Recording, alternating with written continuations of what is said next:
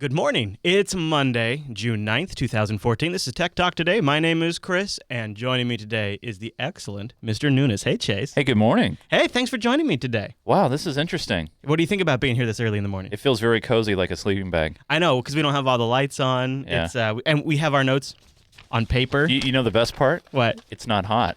No, I know that too. It's actually a reasonable, humane temperature in here. So something fun's going on as we're doing the show today. In fact, this is one of the reasons Mr. Chase was able to join me this week. Yeah. It's E3 week. That's right, the Electronic Entertainment Expo in Los Angeles. Yeah, it's kicking off today. So right now, as we're doing the show, Microsoft's starting their pre-show, and then later in the day, we're going to hear from EA, Ubisoft, and then lastly, Sony. Right. Big Monday.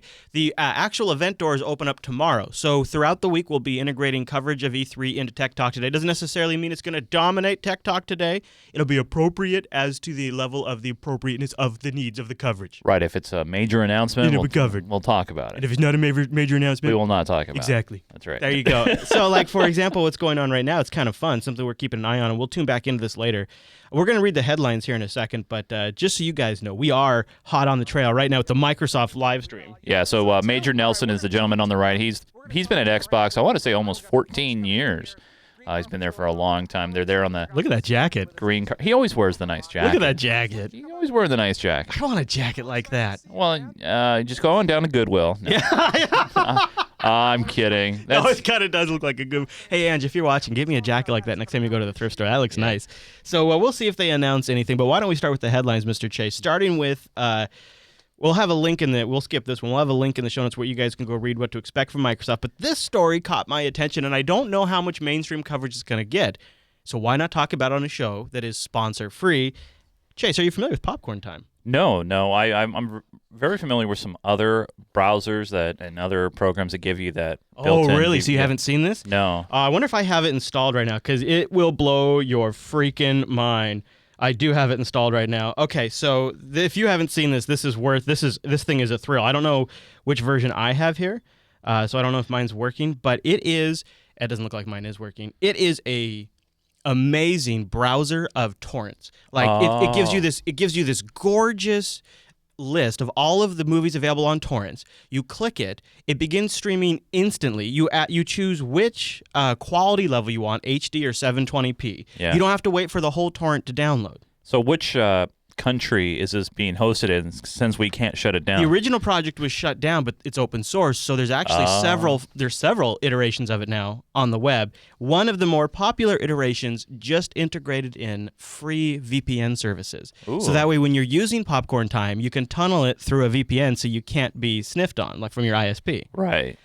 So this is, I wish I could show, I wish my I wonder if I have time for popcorn. I'll try to install that because there's always time for popcorn. This popcorn hour, it's easier to use than iTunes or Amazon's. It's easier than Netflix. Wow. And there's no download. And then you don't even have to have any torrent software. And it doesn't require any kind of login or you have to pay for it or anything like that. This is just their way of thumbing their nose at the man, essentially. Yeah, even the VPN service is free. The company that's providing it is like, well, hey, man, I think we're just going to get good exposure from this.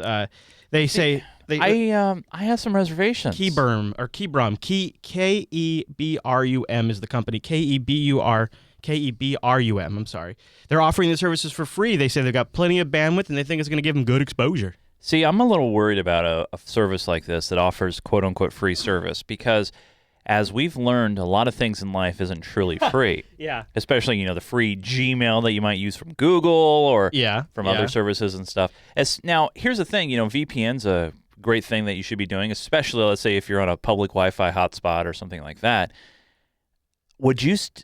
I would have still reservations using a free VPN service. Yeah, definitely, because it seems like they could just go after that one company. Because now they go to that one company, they get a subpoena or whatever. I'd rather use a paid service that I know that it's been around for a long period of time. Yeah, established. I think using torrents at all is pretty risky because this is why they're integrating the VPN is because what happens is the movie industry hires companies to go out there, connect to the torrents themselves, become part of the swarm, and track who's connected. Yep. And then they send out DMCA notices. And so the idea of this VPN is at least it wouldn't be your IP that they're seeing in the tracker list. However, I still feel like, if you're going to do this, you could just use Usenet or just buy the stuff. Yeah, or just do it on your own with a VPN of your own and just use your normal torrent sites that you would normally use. A part of me, though, is just so damn impressed with the nuts of Popcorn Time to integrate a VPN like this. And they, at this point, they're just like full on, like, we're going to bring a revolution to the movie industry. We're gonna force their hand. Is actually what they said. Right. So they're apparently in it for the activism, which we've seen Hollywood change over the past 5 years in doing something like this. And if there's anything they're going to go after with a passion, it's somebody that's on a mission. Right. They're not going to stand for that. Hey, Chase, did you bring your Android phone with you today? I do have my Android All right, device. well, I need you to look out because there's some new crypto ransomware for Android making its debut. Now, don't worry, you're fine unless you pretty much travel to Europe. Security researchers have documented another first for Android malware, a Trojan that encrypts your photos, your videos, your documents stored on a device, and then demands a ransom for them to be restored. Check this thing out. How creepy is this? Now, but how did this kind of malware get on your phone? Is this from installing a unvalidated package? Doing something stupid for sure, yeah. So you basically have to jump through hoops to make this happen. You probably have to turn on your side loading. You probably have to get... Well, I mean, I don't want to understate it, though, because I've gotten some nasty stuff on my actual phone from the Play Store. Like, I've gotten some bad stuff on my phone just from Google Play. Right. And we heard just recently about Google pulling some apps that were mining Bitcoin in the background on your phone. So this is coming from a malware researcher at ESET. His first name is Robert. He said that in a recent blog post that the malware is also attacking Russian users. It demands in Russian, and it's attacking Eastern European users. Right. Which is interesting because the previous big malware that came out for Android also started in Eastern Europe. Don't know what that's about. It was an SMS-based one. So once the app gets installed on your phone, however that method is there's essentially different apps, and then this is like a back-end kit that the malware authors can use, so they can pick their entry point method, and then they get to rely on this crypto malware kit. Once it's installed, it says your phone has been locked. The device is locked for viewing and distribution of child pornography and other perversions. To unlock, you need to pay 260 UAH. I think that's probably Russian funny money. Locate the nearest payment kiosk, enter the money, and then it says don't take receipt, and gives them instructions on how to pay them. The malware scans the SD card for JPEGs, PNGs, docs, PDFs. This is a conspiracy. You know what this is? Obviously, this information was submitted into the story by a security researcher at ESET.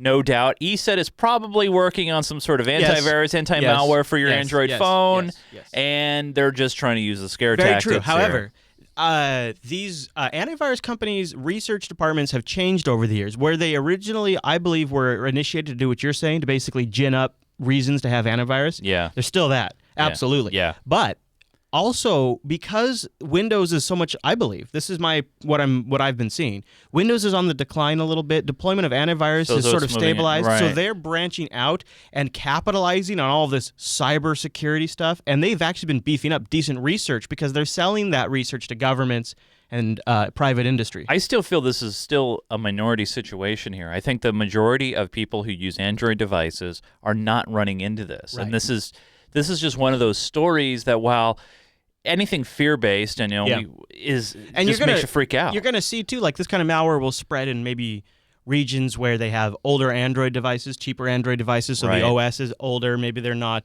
using the official Play Store. Right, or security features have been disabled, or they just haven't been patched from previous versions. Yeah, I get that.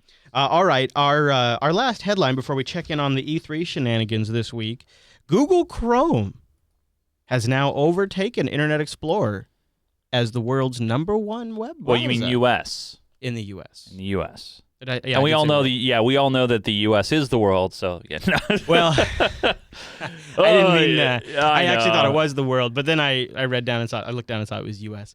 And here's why: is because they're mixing Chrome on Android and Chrome on desktop. Oh, they're bringing when you mix them together. And that is not a great way of measurement. I'm sorry. Let's break it down by... Do you feel like it's maybe more fair now, though, since they are so similar? No, totally not. It is not so similar. No. I mean, Chrome, for example, for those who still enjoy Flash-based applications, if you're using Flash and Chrome has it built in, okay. You enjoy yourself a little Flash, Chase? I always have a dose of Flash in the morning. But on your phone, you're not going to get Flash built in. There's no Flash on the Chrome browser. So that's just one major feature that is separate from both. Well, they both pull down completely different websites, too. Like, one has a mobile version. Right. So they cannot, I'm sorry. I'm sorry, Adobe Digital Index that provided this information. Yeah, exactly. I am sorry. You're being a little too lenient here. However, it does, that aside, it is still an unbelievable rise of Chrome. I mean, it is eclipsing Firefox, which has taken a decade to get as far as it has. Yeah, I mean, there's by the way, in the article here, if you scroll down a little bit, there's a big pie chart talking about mobile browser share. And I think that's something more significant because you look at Safari, iOS. Hello, that's like 60%. Okay, so you're right. So if you're going to go just by a single browser, yeah. I mean, if you look at the browser, in fact, the actual old crappy piece of junk original Android browser is still larger than Chrome. Yeah. So that really, I guess that kind of gives you an idea of how successful Chrome is on the desktop. Well, the other thing too is on most of those older Android phones, it doesn't come with Chrome. You have to go get it from the Play Store. Right. You're using the built-in quote-unquote Android browser. Probably been reskinned by the OEM. Oh, don't even get me started on that. I hate that. All right, should we check in with E3 and see? Microsoft's teasing some games now. There's people are expecting various. That looks things. like Killer Instinct there right now. So they did an E3 conference and a fighting game broke out. Yeah, Killer Instinct. You called it, Chase. Yeah. Good job. Season 2 starting fall. Yeah, so they're doing this in seasons, huh? Well, yeah, what they're doing is you can go get the game for free. It's essentially free to play, and then you can pay to unlock characters, or you can go ahead and just purchase the full game and stuff. Just look at Major Nelson. So people are speculating, Chase, on what's going to be announced by Microsoft today. Do you have any speculations on your part? Do they start with Halo and begin and end with 5? Well, here, the thing is, you got Phil Spencer, okay? He is new there at Xbox. He's not a stranger to the industry at all, and it's a big shift to the former Xbox head. Oh. And, last year, Microsoft made probably one of the largest blunders in all of E3 when, they had their pre-E3 meeting extravaganza, and they were showing off more things that the console could do other than games. Yeah, everything but games. It was, sports, entertainment, television, TV, movies, all these things. Right. And now they've made a complete 180, 360. Sorry. Wait a minute. Wait, I'm sorry. They're trying to, at least. They're trying to. I guess they've walked back from that. Yeah, obviously, first thing they did, they dropped the price point of the Xbox One to $399. It does not come with a Kinect anymore. This is going to be one of those silent things. My prediction overall is they're going to quietly sunset the Xbox Kinect. What? Yeah. Shut up. They made the biggest deal out of that ever. Well, because here's a couple of problems now with the Kinect. First off, they've already seen the system performance. If you do not have a Kinect hooked up, 10% benefit. 10% benefit if the developer takes advantage of it. Okay.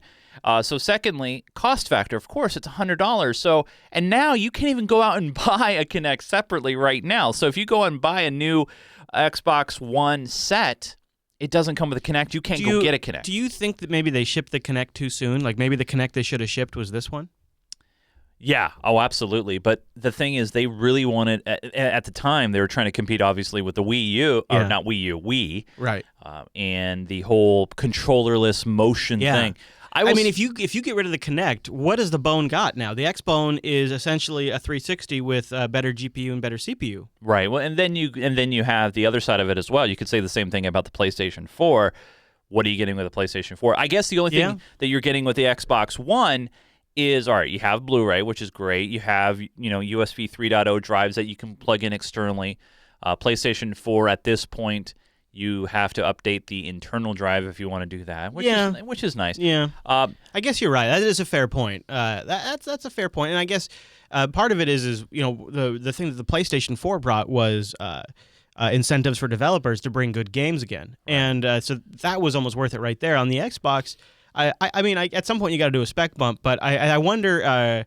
I mean, to me, it seems like these consoles are looking for their gimmick to properly compete with the PC, and I know that's just my perspective here, but to me, it seems like, another cute gimmick. So let me just see here. So far, these next generation consoles haven't enticed me to buy a single one of them. Right. Number two, their game developers are under-delivering on their frame rate and resolution targets by a huge margin. Yeah. It's embarrassing. Yeah. And now they're dropping one of the few gimmicky/interesting features that they had from it. Why would I buy an Xbox? Why would you buy any next generation console? I mean, probably right now. Here's another thing that's cannibalizing sales that a lot of people aren't talking about. Is say you take a game like Titanfall, for example, a big, huge Tier 1 title from EA. Did you know, Chris, that game not only was released for the Xbox One, but it was released for the Xbox 360 and PC? Oh, I didn't know the PC. Yeah. So here's the thing. You have a brand new console. Say, you're Microsoft. You have a brand new console that you're pushing out, and you want everybody to buy. But you have a 360, okay? I would just, So, maybe the graphics aren't as crisp. Maybe they're not as sharp, and the sound's a little maybe muted. XXM in the chat room says same for Watch Dogs. Same for Watch Dogs. Yeah, Watch Dogs is also available. I think, but though the thing your point is like they're undermining their own platform sales. The thing is this, they've also Xbox is also bringing it back to Xbox because obviously this is your presentation right now. They've also finally made some changes that a lot of people wanted. For example, if you did want to buy the console as an entertainment device, like for Netflix or ESPN or other kind of properties, you do not need Xbox Live Gold anymore to have those things. Which is good because for the price of Xbox Gold, I could buy a Roku. Right. However, so now you have that, which is great. You don't have to worry about paying an extra thing. But the thing is to play multiplayer, Xbox One and Xbox 360, you still need Xbox Gold. So they're starting to show their main presentation hall. So before we go back to that and then kind of wrap up today's Tech Talk today and bring in the Mumble Room for their final thoughts, I got to say, huge thank you to our patrons over at patreon.com/today. 146 patrons. You guys have brought us to $1,547.33, which officially makes this show ad-free. How awesome is that? A daily show, ad-free. That is incredible. Now, some people have turned their nose up at the barbecue challenge, Chase. I feel like they don't have faith in me. Like they don't have faith that I can make that a fun thing for the show. But you know what that barbecue challenge is? That barbecue challenge is really just a fun way for us to celebrate a new level of investment that we can make in Jupiter Broadcasting. It's not really about barbecue. It's more like Chris is going to have some fun and celebrate the fact that he can breathe a little bit and that he's not waking up in the middle of the night in cold sweats. That's really what the barbecue challenge is about. Right. So I would love to get to that next milestone because it's also just a fun way for us to celebrate the fact that we're still able to keep it real, keep it fun. Yep. And it's the middle of summer here at JB1 Studios. So patreon.com/today. Support this show and the Jupiter Broadcasting Network. Maybe call it the AC challenge so you can make some investments and bring some air conditioning into the studio. Boy, yes, sir. No kidding. I mean barbecue is great. I mean, I love eating your meat. But seriously, so what are the feedback we got for 5 p.m. This studio is hotter than a sauna. One of the feedbacks we got for How to Linux was, you guys looked a little red, and I was like, yeah, you don't understand. It took us 6 takes to do that closing shot because we were sweating so bad we have to stop to wipe. And the 6th take, we just wiped and continued on, and then just covered it with visuals because we were sweating so bad. So you're right. And that's an example of something that you can't buy with that level of funding. But after a couple of months, that's the kind of investment we'll then pull the trigger on that kind of stuff. That way we don't have to live like animals while we're doing these shows. Patreon.com/today. And a big thanks to our URL, patrons. by the way. I know. And I also, last night after Linux Action Show, released a Patreon exclusive video. So if you guys are patrons, go over there, and there's a couple of them now. A couple of Patreon exclusive goodies in there. So go check them out. All right, Chase, I'm going to bring in the Mumble Room here real quick. Hello, Mumble Room. And you guys it's open mics. You guys feel free to say anything you want.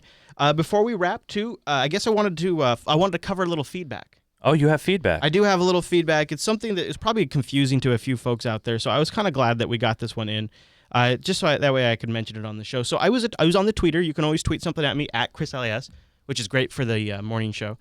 Jay Phillips said, at ChrisLAS, please add RSS feeds for Tech Talk Today and How to Linux to the JB website.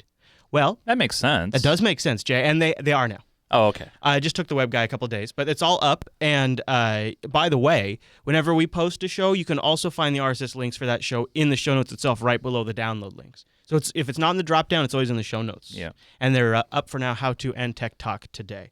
All right, Mumble Room. So what do you guys think? Anybody in here excited for E3? I think the majority of you don't really give a crap. But I'm curious, is anybody in here counterculture?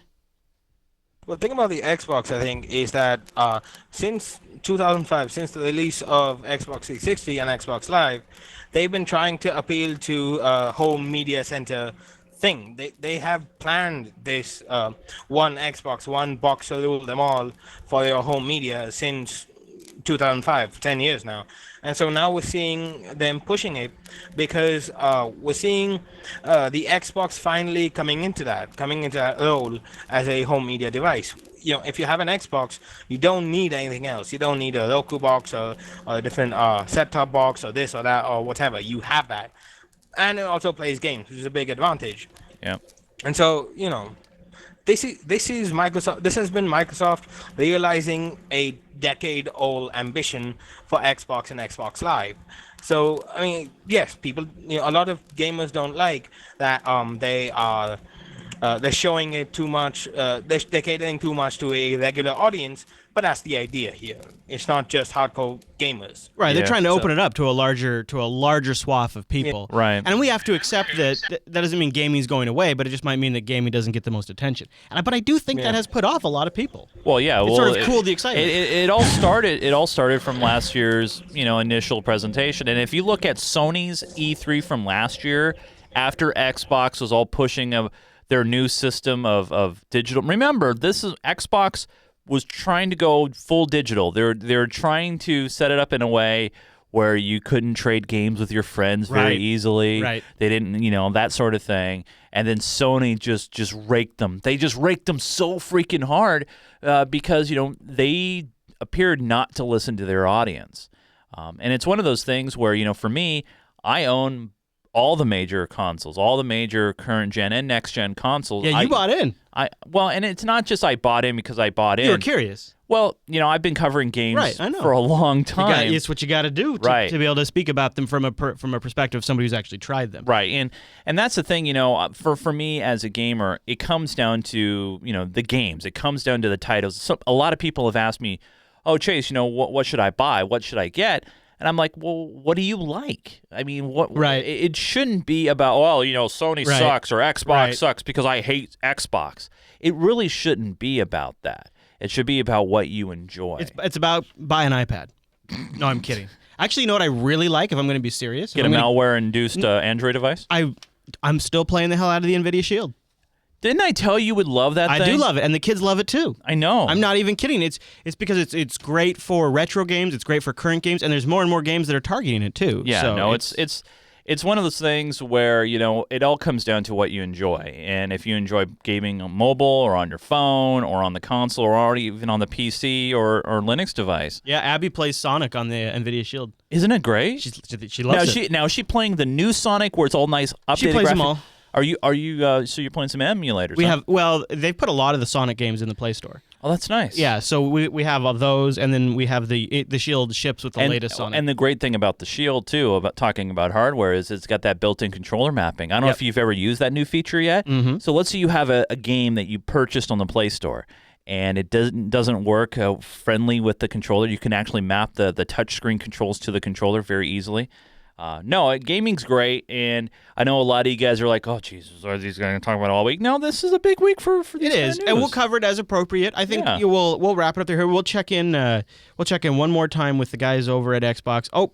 Nope, they're done. Their stream died. So there you go. They're having. Actually, it happens to the best of us. No, man. I think they're getting ready to kick over the big show. Well, the big show I think starts at about 9:30 Pacific, which we'll cover on the post show, and then if anything big happens, we'll tell you about it tomorrow. Yeah, totally. Because you know what? As things happen, we'll just cover them right here on Tech Talk Today. Hey, Mr. Nunes, if I wanted to get some more of newness in my face and see some of that content that you create, where would I go? You can go to @Nunes on Twitter, @NUNES. Amazing. And no doubt I'll be retweeting and tweeting out my thoughts and things from E3 all week as well.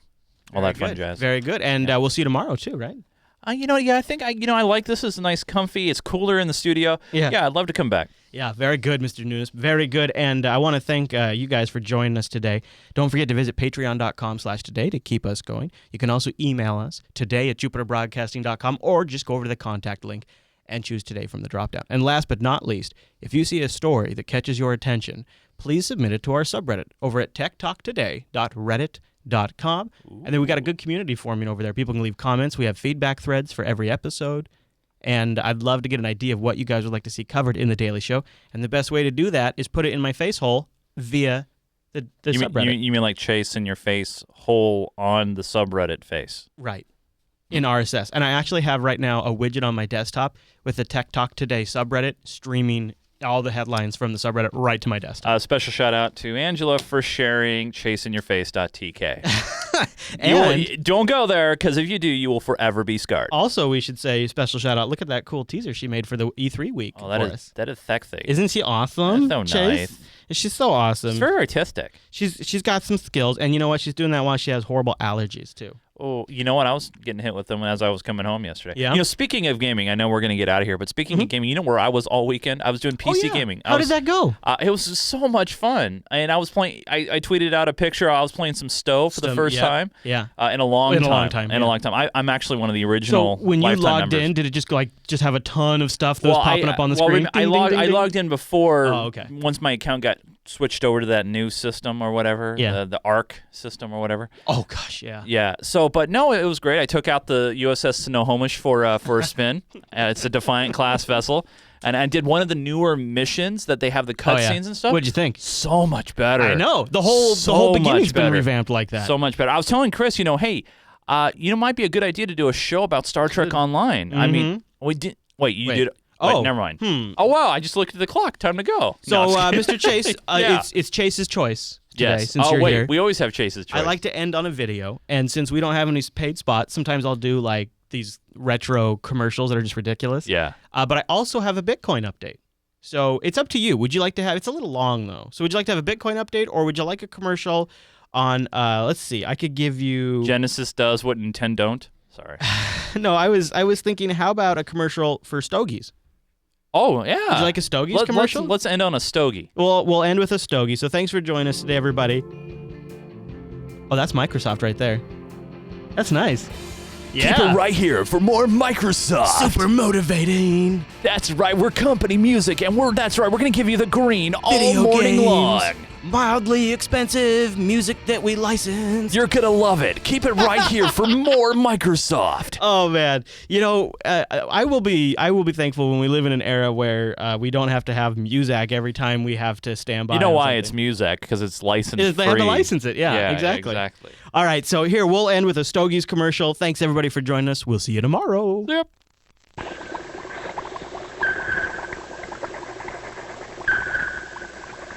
Mo, we got it. You got what? We found a way to put Simonized car wax and Simonized car cleaner all in one push-button can. And just how does it work, Professor Nitwit? Come on, we'll show you. Come on, we'll show you. Come on, Now look, it squirts on. You push the button. See? And then what? You spread it around and let it dry. And it's really Simonized, is it? Watch this. Sure, it's Simonized. Look at that shine. We'll be famous. We'll make a fortune. We'll call it Instant Simonized. Instant Simonized, you lame brains. You can already buy Instant Simonized everywhere. Instant Simonized? They thought of it, too? Simonized thinks of everything. Try Instant Simonized, another easy new way to brighten your day from Simonized Company.